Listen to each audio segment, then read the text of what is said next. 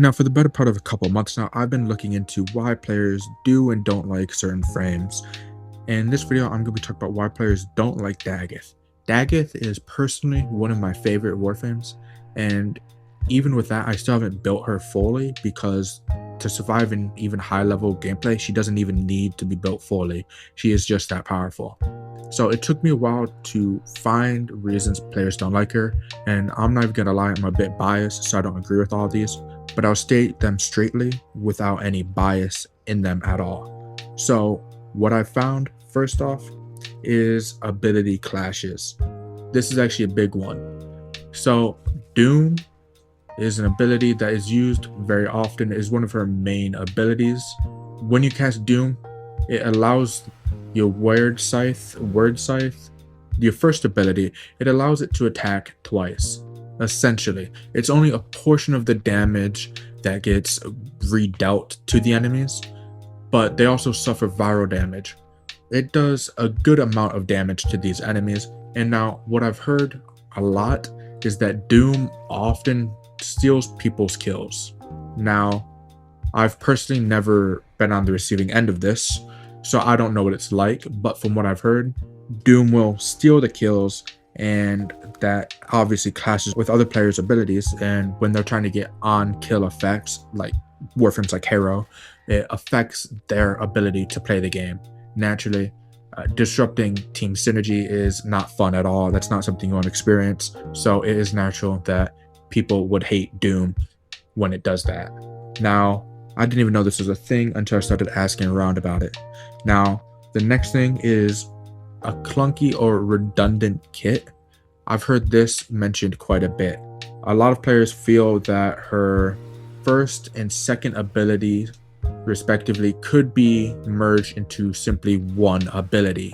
For example, you activate Word Scythe and it automatically has the same effect as Doom, meaning you wouldn't have to have a whole nother ability cast just to fix it. Now, there is a band-aid for this. Spectral Spirit, which solves 2 or 3 problems at once. It gives the Doom effect to abilities and weapons alike, meaning it does merge your first and second ability into one if you cast your first ability. Now, players still feel like it's obviously just a band-aid. What's the point in having your first and second ability be separate? It should just be one ability, and I completely understand that. It is kind of just a waste of energy. Now, I did mention that Spectral Spirit solves 2 to 3 problems at once.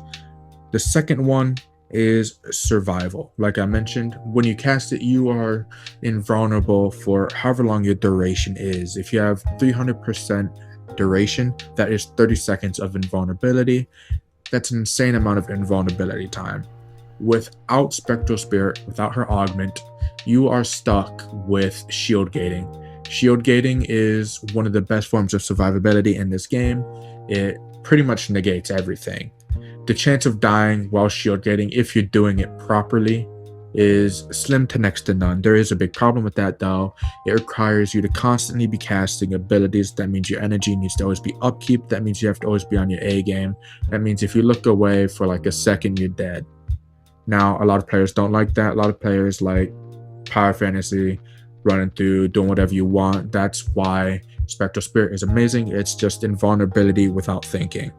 And you can decrease the cooldown time just by killing an enemy. One enemy decreases by 1 second, and that means if you get 25 kills, that duration is gone. Now, as I mentioned, you have to keep your energy upkeep constantly with her. That is very easy to do with her passive, but people find this to be a band-aid. It's a lesser form of Arcane Energize. It has the effect with health orbs as well, but it has a 35% chance to quadruple your health and energy orb effectiveness. Now, that is an insane amount. That's fantastic even.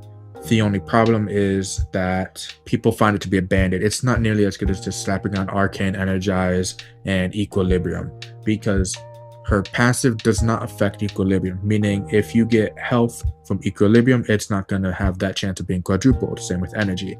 So her passive is like just a lesser form of Arcane Energize, not that good. People don't like that.